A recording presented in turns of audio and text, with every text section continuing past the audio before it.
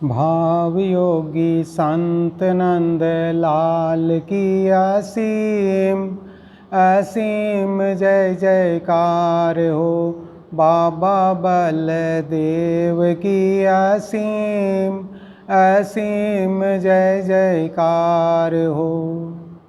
यहाँ उपस्थित सभी आत्माओं को मुझ आत्मा का अभेद भाव से नमस्कार नमस्कार नमस्कार। बाबा गुरुदेव एवं भक्तों के चरणों में मेरा कोटि कोटि प्रणाम। भक्ति की चेतावनी की आज की अमृतवाणी है, सिद्ध की सिद्धि बहुत अच्छी, सिद्धि की विधि भी जान। अमृतवाणी है, सिद्ध की सिद्धि बहुत अच्छी, सिद्धि की विधि भी जान। अब इस अमृतवाणी में गुरुदेव ये हमें समझा रहे हैं, गुरुदेव भाव दे रहे हैं कि किसी भी चीज़ के बारे में हम बताते हैं कि ये काम ऐसे हुआ, उसके बारे में जानकारी नहीं है, लेकिन उसके बारे में बता दिया।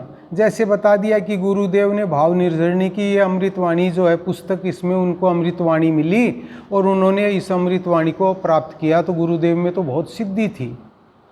लेकिन उनको ये नहीं पता, गुरुदेव कह रहे हैं कि तेरे को इस बात का भी ज्ञान करना है कि सिद्ध को सिद्धि कैसे मिली, इसकी विधि क्या थी। तो गुरुदेव ने क्या, गुरुदेव को ये सिद्धि कैसे प्राप्त हुई, गुरुदेव के अंदर ये वाणी हृदय से क्यों और निकली, उसका कारण अब सत्संग में आने के बाद में तो पता चलता है कि जैसे बाबा थे, बाबा को भी सिद्ध कहते थे और बाबा ने भी सिद्धि प्राप्त की थी। तो बाबा ने सिद्धि कैसे प्राप्त की, बाबा ने सिद्धि प्राप्त करी सत्य को प्राप्त करके, और सत्य को प्राप्त करने के लिए बाबा ने सूखी पत्तियां भी चबाई। अब जैसे मंडरेला में एक बार जब वहाँ के लोग मिले कि बाबा हमारे खर्च करना है और खर्च का जो मिठाई बनाएंगे वो कम से कम 2 या 3 दिन तक चलेगी मिठाई का काम, और बरसात हो रही है, तो कैसे भी अगर बरसात रुक जाए तो हम ये मिठाई तैयार कर लें तो ये खर्च का जो काम है वो विधि विधान से अच्छी तरह से हम संपन्न कर पाएंगे। तो बाबा ने क्या कहा, बाबा ने यही कहा कि विला खटिया है वो एक बार तो बाहर डालो और मैं बैठा हूँ, जब आप लोगों की मिठाई का काम पूरा हो जाए तो उसके बाद में मेरे को बता देना। वहाँ के लोगों ने वो मिठाई तैयार कर ली। मिठाई तैयार करने के बाद में बाबा को कहा, बाबा ने अपनी कटिया हटाई, वहाँ से उठते ही फिर उसके बाद में बरसात चालू हो गई। इसी प्रकार गुरुदेव के पास में भी एक जो गुरुदेव को क्यों गुरुदेव को सिद्धि क्यों मिली, क्योंकि उनका संपर्क सिद्ध पुरुष से था। बाबा ने भक्ति करके सिद्धि प्राप्त की थी। सिद्धि क्या प्राप्त करी थी, सिद्धि भी एक तो गुरुदेव कहते हैं कि तू सिद्धि में मत जाना, लेकिन सिद्धि भी ऐसी होनी चाहिए जिसका भाव अमर हो जाए, जो अपने को अमरत्व की ओर लेके जाए। जैसे फिर गुरुदेव ने बाबा की भक्ति की और बाबा की भक्ति करके उनको भी सिद्धि मिली, तो उनके हृदय से ये अमृतवाणी प्रस्फुटित हुई और जो अमृतवाणी उन्होंने लिख दी। अब हम तो क्या बात करते हैं कि गुरुदेव की यहाँ भाव निर्झरणी में इतनी अमृतवाणी है, तो गुरुदेव कह रहे हैं अमृतवाणी तो है, लेकिन ये अमृतवाणी मेरे को भी कहाँ से मिली, इसकी विधि, इसके बारे में तो तू जान कि ये विधि मेरे को आई कहाँ से। मैंने भी सत्य को माना, सत्य के पथ पे चला, सत्य का साथ रहा, सत्य का मुझे आशीर्वाद रहा। गुरुदेव को बाबा ने यही तो कहा जाते जाते कि भाई तू आज से न पुरुष है न स्त्री, तेरे लिए खाली एक तेरी पत्नी स्त्री है, बाकी सब कोई तेरे सत्संगी है, न तेरी कोई जाति है। और तू ज़्यादा जितना भी गृहस्थी में रह के सत्संग करेगा तो मैं तेरे साथ में हर वक्त रहूँगा, तेरे को कोई भी कभी भी इस बात की परेशानी नहीं होगी कि भी कोई तेरे को सत्संग से रुकावट पैदा करे क्या। तो उसके बाद में गुरुदेव सत्संग में कराते रहे, सत्संग में गुरुदेव बच्चों को तैयार करते रहे। गुरुदेव ने तो यही कहा कि भाई आज ये तीसरी पीढ़ी चल रही है, बाबा के लिए कह दिया, अपने खुद के लिए कह दिया, फिर बाबा के बच्चों के लिए कह दिया। अब कह रहे हैं कि ये जो आगे की जो चौथी पीढ़ी जो आएगी वो उसके अंदर पीढ़ी जो आएगी उसके अंदर पता चलेगा कि ये बाबा के बच्चे भी कैसे भाव प्रसार करते हैं।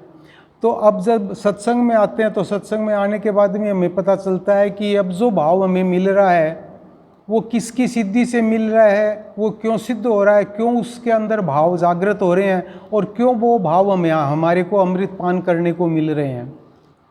जैसे हनुमान जी के बारे में बोल देते हैं कि हनुमान जी के पास में 8 सिद्धि और 9 निधि थी, लेकिन अब वो ये नहीं पता कि वो उन्होंने 8 सिद्धि कैसे प्राप्त करी, 9 निधि के वो कैसे ज्ञात प्राप्त करके वो उनके पास में थी, क्योंकि उन्होंने अपना गुरु बनाया था। गुरु बना के सूर्य देव को उनसे ज्ञान प्राप्त किया। ज्ञान प्राप्त करने के बाद उन्होंने हनुमान जी को बताया कि भी ऐसी ये सिद्धियां तेरे को प्राप्त होगी। उसी प्रकार जब जो सबरी थी, तो सबरी ने रामचंद्र जी के भगवान का इंतज़ार किया कि वो आएंगे, मैं उनके दर्शन करूंगी, मैं उनकी सेवा करूंगी। और उनकी जब इच्छा पूरी हुई तो लास्ट में उन्होंने क्या किया, भगवान रामचंद्र जी ने उनको नवदा भक्ति दी। तो नवदा भक्ति दी जब ही तो उनको वो सिद्धि प्राप्त हुई। तो गुरुदेव इसमें कह रहे हैं कि तू पक्की पकाई खाने के चक्कर में मत रह, तू ये ध्यान कर कि ये योग्यता इसके अंदर आई तो कैसे आई और मैं कैसे योग्य बन सकता हूँ। अगर तू इस बात के ऊपर ध्यान देगा तो तू तेरा भी जीवन सफल कर पाएगा और तेरे संपर्क में जो आएगा उसका भी तू जीवन सफल कर पाएगा। गुरुदेव के पास में भी एक बार एक बिच्ची से पीड़ित आए थे, तो वो गुरुदेव उनको देख के परेशान हो गए। बोले गुरुदेव को उन्होंने यही कहा कि भाई मेरे तो ये बिच्ची बहुत परेशान कर रही है। तो गुरुदेव ने वो सारी की सारी उनकी जो बीमारी है वो अपने ऊपर ले ली।